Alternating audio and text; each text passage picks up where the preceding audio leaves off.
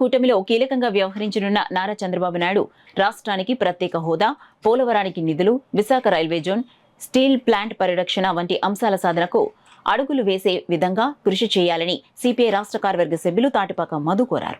కొత్త కాకినాడలో గల ఆయన నివాసంలో ఏర్పాటు చేసిన మీడియా సమావేశంలో తాటిపాక మధు మాట్లాడుతూ 2024 సార్వత్రిక ఎన్నికల్లో గెలుపొందిన ఎంపీలు, ఎమ్మెల్యేలకు శుభాకాంక్షలు తెలిపారు. గెలిచిన ప్రజాప్రతినిధులంతా రాష్ట్ర ప్రయోజనాల సాధనకు నడుం బిగించి పనిచేయాలని మధు కోరారు.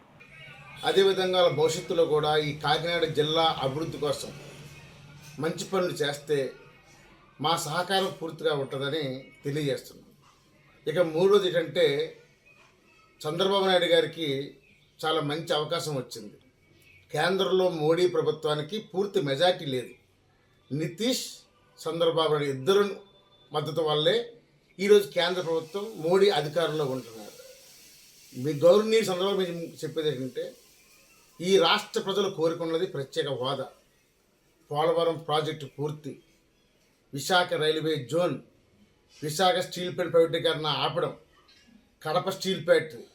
ఈ రాష్ట్ర అభివృద్ధి కోసం ఇది మంచి అవకాశం కాబట్టి, మీరు చాలా సీనియర్ కాబట్టి ఖచ్చితంగా ఈ 5 కోట్ల ప్రజలు మీతోనే నడుస్తారు.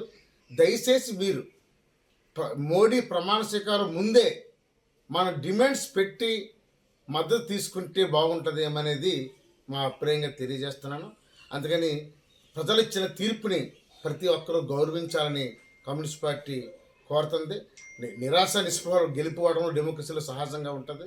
అందుకే ప్రతి ఒక్కరు కూడా రాష్ట్ర అభివృద్ధికి, ఈ కాకినాడ జిల్లా అభివృద్ధికి సహకరించాలని కోరుతున్నాను. తాటిపాక మధు.